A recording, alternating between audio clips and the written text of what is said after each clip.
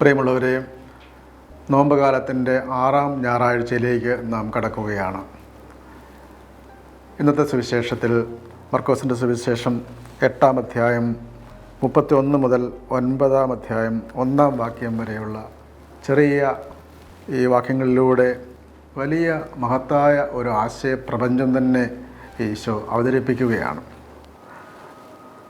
ഈശോയുടെ ഒന്നാമത്തെ പീഡാനുഭവ ഉത്ഥാന പ്രവചന ഭാഗമാണ് നമ്മൾ ശ്രവിക്കുന്നത്. ഈശോ ലോകത്തിലേക്ക് വന്നത് എന്തിനു വേണ്ടിയാണ്?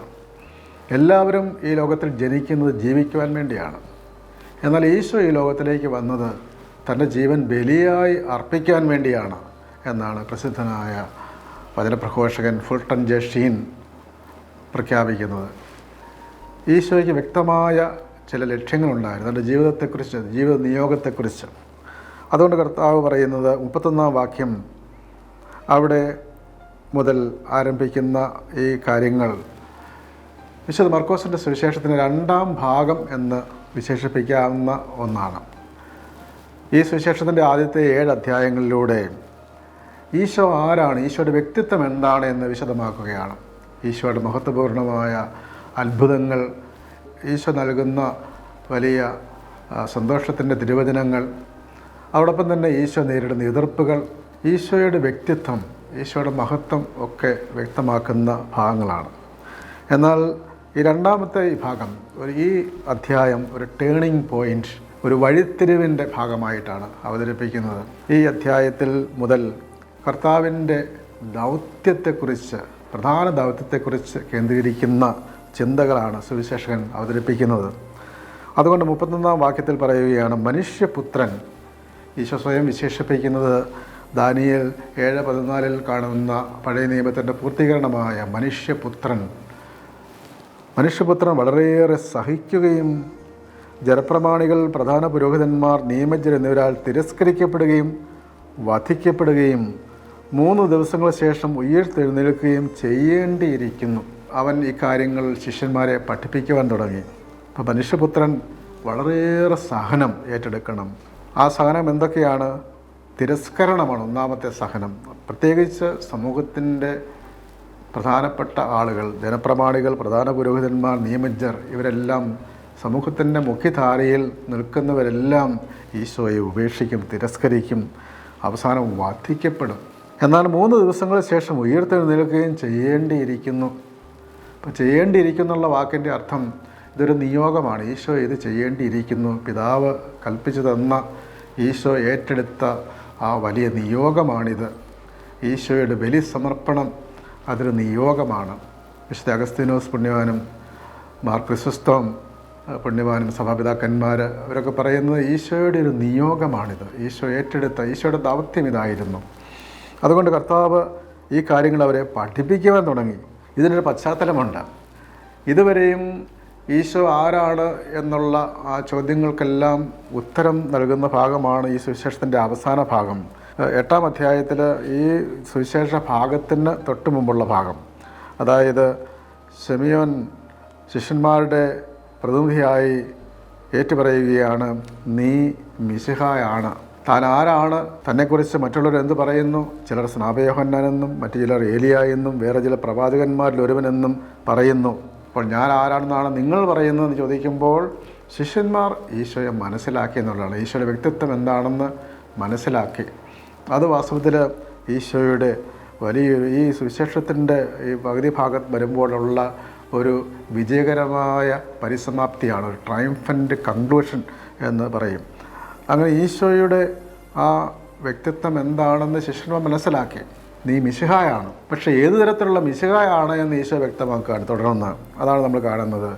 ഈശോ മിശിഹ എന്ന് പറയുമ്പോൾ ഒരു ലിബറേറ്റർ, ദാവീദിനെ പോലെ അഭിഷിക്തനായ രാജാവ്, ആ രാജാവ് സോളമനെ പോലെ, അപ്പോൾ വീണ്ടെടുപ്പിൻ്റെ ഒരു രാജാവ്, അഭിഷിക്തനായി വന്ന് ഇസ്രായേൽക്കാരെ റോമിൻ്റെ അധീനതയിൽ നിന്ന് മോചിപ്പിക്കുവാനിരിക്കുന്ന ഒരു മിശിഹ.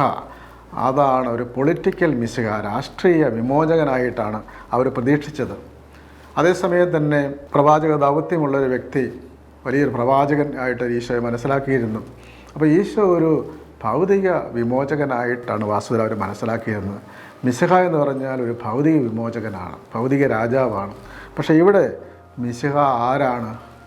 മിശിഹ തൻ്റെ ജനത്തിന് വേണ്ടി ജീവൻ ബലിയായി അർപ്പിക്കുന്നവനാണ് എന്നുള്ള പ്രധാനപ്പെട്ട കാര്യമാണ്. അതുകൊണ്ട് അവരെ ഈശോ പഠിപ്പിക്കുന്നത്. 32-ാം വാക്യത്തിൽ പറയുന്നുണ്ട്, അവൻ ഇക്കാര്യം തുറന്നു പറഞ്ഞു. ഈശോയ്ക്ക് സംഭവിക്കുവാൻ പോകുന്ന കാര്യങ്ങൾ എന്തൊക്കെയാണെന്ന് അവിടുന്ന് പരേസ്യ എന്നുള്ള വാക്കാണ്, തുറന്നു പറയുകയാണ്. ഓപ്പൺനെസ് ഓഫ് ഫേസ്, മുഖപ്രസാദം എന്ന വാക്ക് മലയാളത്തിൽ ഉപയോഗിക്കാറുണ്ട്, മുഖത്തെളിവെന്ന് പറയാറുണ്ട്. അങ്ങനെ മുഖത്തെളിവോടുകൂടി എന്ന് പറഞ്ഞാൽ തുറന്ന് കർത്താവ് പറയുകയാണ്. അത് ആദിമ സഭയുടെ ഒരു സുവിശേഷ പ്രഘോഷണ ശൈലിയായിട്ടാണ് അവതരിപ്പിക്കുന്നത്. ഫിയർലെസ്നെസ്, നിർഭയം, തനിക്ക് സംഭവിക്കാനിരിക്കുന്ന എന്താണ്, ഈശോ ലോകത്തിലേക്ക് വന്ന് എന്തിനാണ് എന്ന് ആദിമസഭ പ്രഘോഷിച്ചിരുന്നു. അതുകൊണ്ട് നിർഭയത്വം, ഭയമില്ലാതെ കർത്താവ് ആരാണ് എന്ന് വ്യക്തമാക്കുന്ന ആ സുവിശേഷ പ്രഘോഷണം ശിഷ്യന്മാർ ഏറ്റെടുത്തു എന്ന് സൂചിപ്പിക്കുകയാണ്. അല്ലെങ്കിൽ ശിഷ്യന്മാർ ഏറ്റെടുക്കണമെന്ന് ഈശോ പഠിപ്പിക്കുകയാണ്. ഈശോ നേരിടാൻ പോകുന്ന ആ നിയോഗം അത് വലിയൊരു വലിയ സമർപ്പണമാണ്. അത് കർത്താവ് തുറന്നു പറഞ്ഞു എന്നാണ്, നിർഭയം പ്രസംഗിച്ചു. സുവിശേഷം എപ്പോഴും നിർഭയം പ്രഘോഷിക്കണമെന്നുള്ളതാണ്. കേൾവിക്കാരുടെ ഇഷ്ടാനിഷ്ടങ്ങൾ നോക്കി മാറ്റി പറയുവാനുള്ളതല്ല. നിർഭയം സുവിശേഷം പ്രസംഗിക്കണം. അതേസമയം തന്നെ വിവേകശൂന്യമായി എവിടെയും എന്തും വിളിച്ചു പറയാനും പാടില്ല.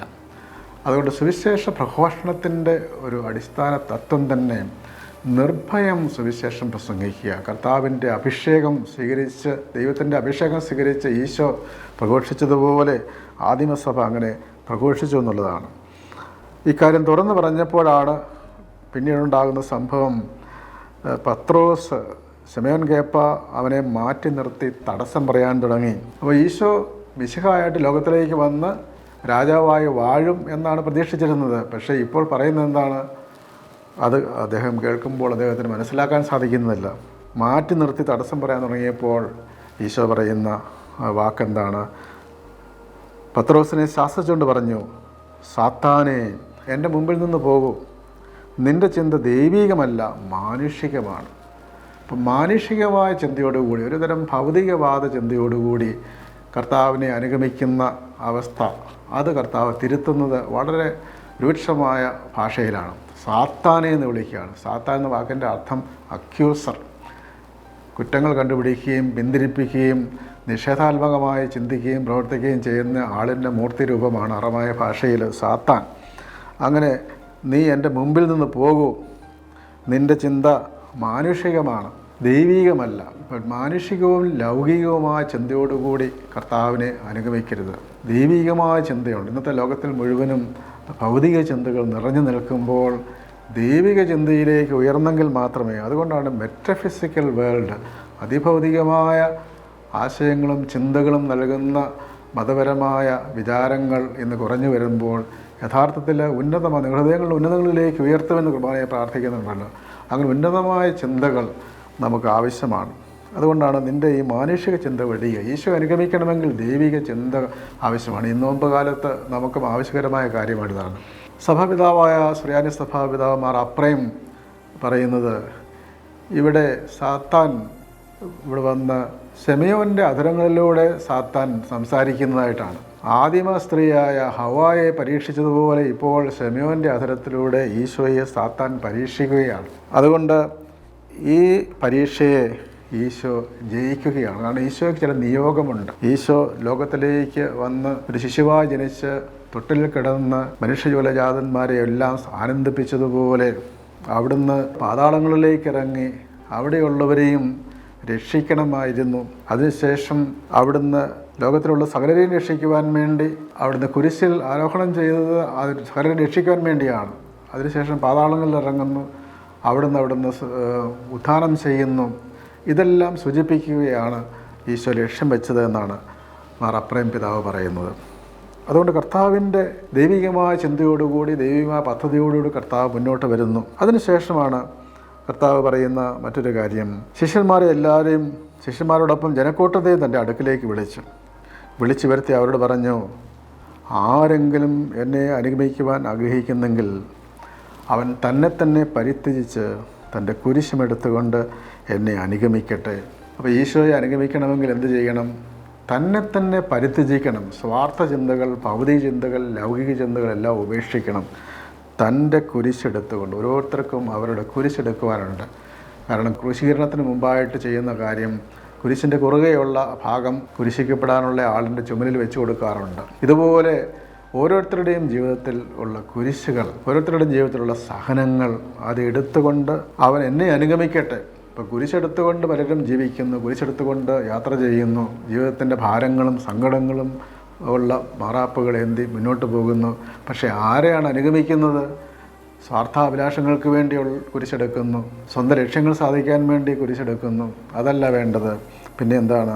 ഈശോയെ അനുഗമിക്കുമ്പോൾ, തൻ്റെ ജീവിതത്തിൻ്റെ ഭാരങ്ങളുമേന്തി ഈശോയെ അനുഗമിക്കുമ്പോഴാണ് യഥാർത്ഥ രക്ഷ എന്ന് പഠിപ്പിക്കുകയാണ്. എന്നിട്ട് കർത്താവ് പറയുന്നത് മറ്റൊരു വാക്യം കൂടിയുണ്ട്, സ്വന്തം ജീവൻ ആഗ്രഹിക്കുന്നവൻ അത് നഷ്ടപ്പെടുത്തും. അപ്പോൾ എല്ലാവരുടെയും ലക്ഷ്യം, എല്ലാവരുടെയും മാനുഷികമായ പ്രകൃതിദത്തമായ ചിന്തയാണല്ലോ സ്വന്തം ജീവൻ സംരക്ഷിക്കുക. പക്ഷേ അതല്ല കർത്താവ് പറയുന്നത്. അതിനുപരിയായി, സ്വന്തം ജീവനുപരിയായി ആരെങ്കിലും എനിക്ക് വേണ്ടിയോ സുവിശേഷത്തിന് വേണ്ടിയോ സ്വന്തം ജീവൻ നഷ്ടപ്പെടുത്തിയാൽ അവൻ അതിനെ രക്ഷിക്കും. ഇവിടെ പ്രധാനപ്പെട്ട ഒരു കാര്യം പറയുകയാണ് മർക്കോസ് സുവിശേഷകൻ. ഈ സുവിശേഷത്തിൽ മാത്രം കാണുന്ന കാര്യമാണ്.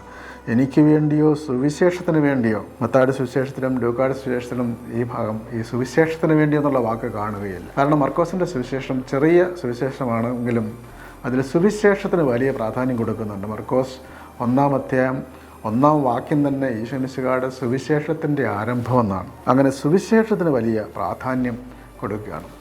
എനിക്ക് വേണ്ടിയോ എൻ്റെ സുവിശേഷത്തിന് വേണ്ടിയോ. ഈശോയുടെ സുവിശേഷം, യോഹന്നാൻ്റെ സുവിശേഷത്തിൽ സുവിശേഷം എന്ന വാക്ക് തന്നെ ഉപയോഗിച്ച് കാണുന്നില്ല. ലൂക്കായുടെ സുവിശേഷത്തിലും സുവിശേഷം എന്ന വാക്ക് നേരിട്ട് ഉപയോഗിക്കുന്നതായി കാണുന്നില്ല. മത്തായിയുടെ സുവിശേഷത്തിൽ 4-5 തവണ ഉപയോഗിക്കുന്നു. മർക്കോസിൻ്റെ സുവിശേഷത്തിലാണെങ്കിൽ 8 പ്രാവശ്യം ഈ വാക്ക് സുവിശേഷം സുവിശേഷം എന്ന് ഉപയോഗിക്കുന്നു. മർക്കോസിൻ്റെ സുവിശേഷത്തെക്കുറിച്ച് പ്രത്യേകമായി പഠനം നടത്തിയ ബൈബിൾ പണ്ഡിതൻ വില്ലി മാർക്സൺ, ഒരു ജർമ്മൻ പണ്ഡിതൻ, അദ്ദേഹം പറയുന്നത് മർക്കോസ് പൗലോസ്ലീഹായുടെ പ്രബോധനങ്ങൾ ഉൾക്കൊണ്ടുകൊണ്ട് അതിൽ നിന്നാണ് ഈ സുവിശേഷം എന്നുള്ള ആശയം, ഈശോയുടെ സുവിശേഷം എന്താണ്, ഈശോയുടെ പീഡാനുഭവവും മരണവും അതിനുശേഷം ഉയർത്തെഴുന്നേറ്റു എന്നുള്ള സത്യം അത് എടുത്തു പറയുന്നതെന്നാണ്. അതുകൊണ്ടാണ് എനിക്ക് വേണ്ടിയോ സുവിശേഷത്തിന് വേണ്ടിയോ സ്വന്തം ജീവൻ നഷ്ടപ്പെടുത്തിയാൽ അതിന് രക്ഷിക്കും. അപ്പം നമ്മുടെ ജീവിതത്തിൻ്റെ രക്ഷ എവിടെയാണ് ഇരിക്കുന്നത്? ഈശോയുടെ സുവിശേഷത്തിന് വേണ്ടി സമർപ്പിക്കുമ്പോൾ, ഈശോ പഠിപ്പിച്ച സത്യങ്ങൾ പാലിക്കുമ്പോൾ, അതിന് സാക്ഷ്യം വഹിക്കുമ്പോൾ, അങ്ങനെ ജീവിക്കുമ്പോഴാണ് നമ്മുടെ ജീവന് വിലയുണ്ടാകുന്നത്, രക്ഷയുണ്ടാകുന്നത്. ഒരുവൻ ലോകം മുഴുവനും നേടിയാലും തൻ്റെ ആത്മാവിനെ നഷ്ടപ്പെടുത്തിയാൽ അവന് എന്ത് പ്രയോജനം? 36-ാം വാക്യം, തൻ്റെ ജീവനെ നഷ്ടപ്പെടുത്തിയാൽ എന്ത് പ്രയോജനം? പ്രസിദ്ധമായ ഈ വാക്കാണ് ഇഗ്നേഷ്യസ് ലയോള ഫ്രാൻസിസ് സേവ്യറോട് പറയുന്നതും അദ്ദേഹം മാനസാന്തരപ്പെട്ട് ഈശോയുടെ വലിയ പ്രേക്ഷിതനായി മാറുന്നതും.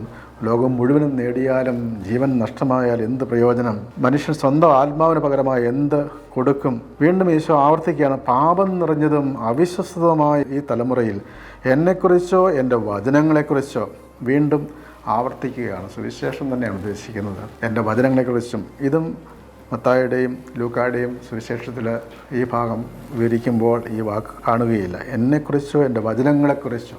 അപ്പോൾ സുവിശേഷത്തിൽ കൊടുക്കുന്ന വലിയ പ്രാധാന്യം ഈശോയുടെ വചനങ്ങൾ.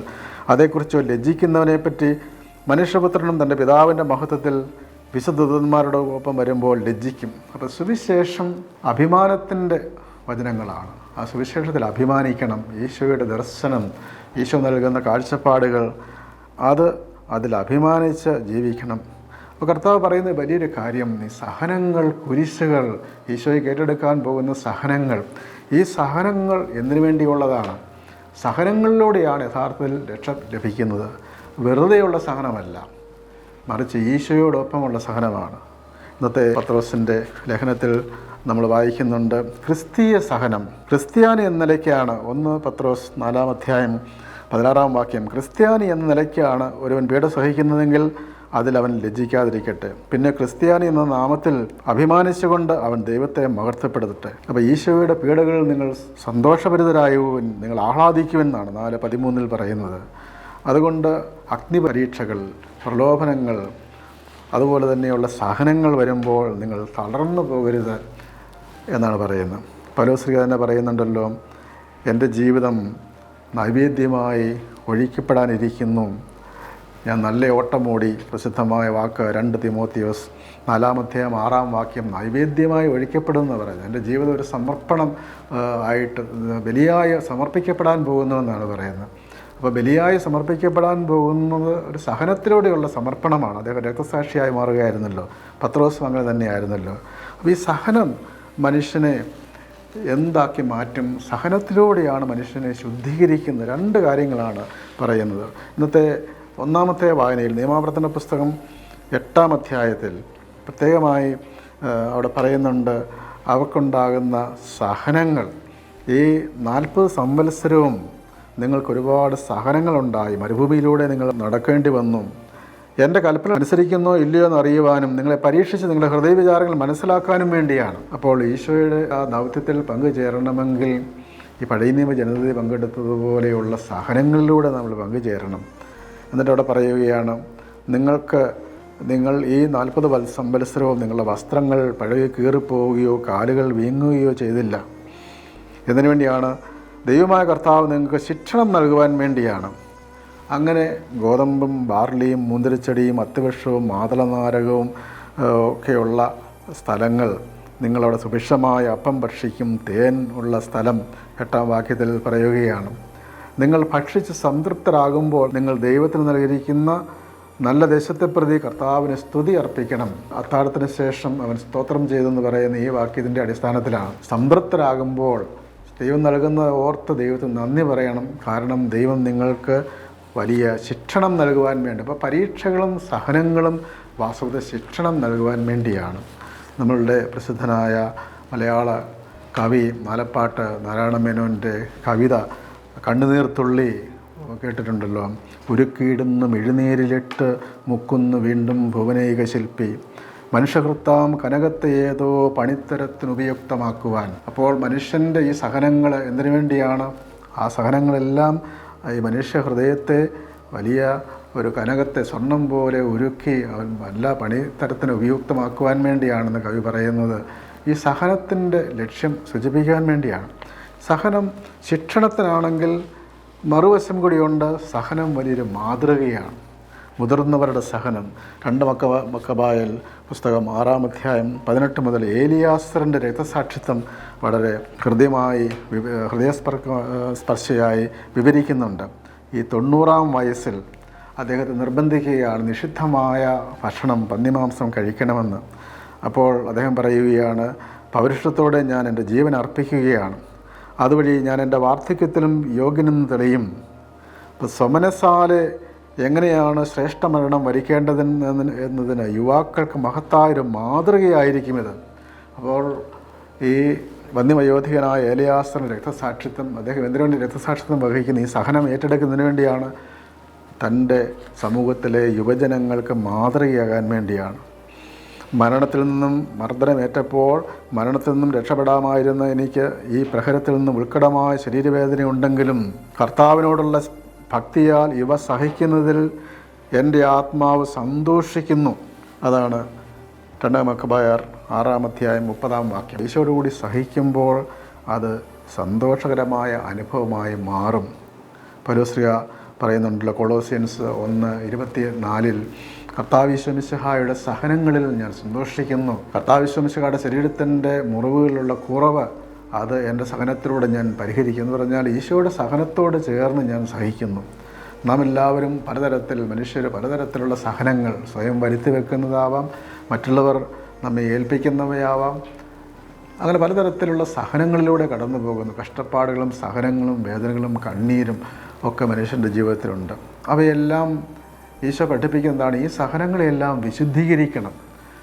ഈശോയെ അനുഗമിച്ചുകൊണ്ട് സഹിക്കുന്ന, കുരിശ കർത്താവിനെ അനുഭവിച്ചുകൊണ്ട് സഹിക്കുക, സുവിശേഷത്തെ പ്രതി സഹിക്കുക. അപ്പോൾ സുവിശേഷം വെറും ഒരു ഭൗതിക കാര്യങ്ങൾക്ക് വേണ്ടി കാണരുത്. മിശിഹായെ ഭൗതികമായി കണ്ടതുപോലെ തന്നെ ഇന്ന് സുവിശേഷത്തെ ഒരു പ്രോസ്പെരിറ്റി പ്രീച്ചിങ് എന്ന് പറയുന്നൊരു വാക്കുണ്ട്.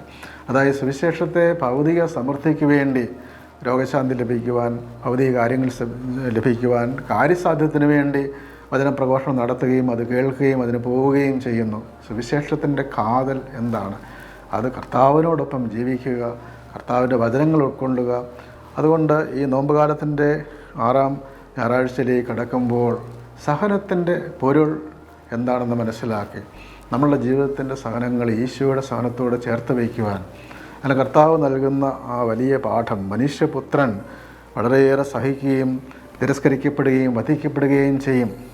അപ്പോൾ ഈ മനുഷ്യപുത്രൻ എന്നുള്ള വാക്ക് അത് മർക്കോസിൻ്റെ സുവിശേഷത്തിൽ അത് പൂർത്തീകരിക്കുന്ന കാണാൻ സാധിക്കും. ഈ മനുഷ്യപുത്രൻ ദൈവപുത്രനാണ് എന്ന് ഈ സുവിശേഷത്തിൻ്റെ അവസാനം മർക്കോസ് 15:39 ഇവൻ സത്യമായും ദൈവപുത്രനാണെന്ന് ശതാധിപൻ വിളിച്ചു പറയുകയാണ്. അതുകൊണ്ട് കർത്താവിൻ്റെ ആ വലിയ ദൗത്യം, കർത്താവിൻ്റെ വ്യക്തിത്വത്തെ മനസ്സിലാക്കുന്നതോടൊപ്പം തന്നെ കർത്താവിൻ്റെ ദൗത്യം മനസ്സിലാക്കി അതിൽ പങ്കാളികളാകുവാൻ നമ്മെ കർത്താവ് ക്ഷണിക്കുകയാണ്. ആ മിശിഹ അനുഭവം അത് മാമോദീസായിലൂടെ നാം ഓരോരുത്തരും അഭിഷേകം സ്വീകരിച്ചവരാണ്. ഈ അഭിഷേകം എന്തിനു വേണ്ടിയാണ്? കർത്താവിൻ്റെ സുവിശേഷത്തിന് സാക്ഷ്യം വഹിക്കുവാൻ, സഹനങ്ങളിലൂടെ കർത്താവിൻ്റെ രക്ഷയുടെ മാർഗത്തിലേക്ക് നടന്നു നീങ്ങുവാനും, ലോകത്തെ സഹനത്തിൻ്റെ പാഠം, ആ സാധനകൾ പറഞ്ഞ് മനസ്സിലാക്കി കൊടുക്കുവാനും, അങ്ങനെ സുവിശേഷത്തിൻ്റെ ഉന്നതമായ മൂല്യങ്ങൾ പങ്കുവെച്ചു കൊടുക്കുവാനും വേണ്ടിയുള്ളതാണ്. അതിനുള്ള അനുഗ്രഹത്തിന് വേണ്ടി പ്രാർത്ഥിച്ചുകൊണ്ട് നമുക്ക് ഈ ഞായറാഴ്ച ആചരിക്കാം.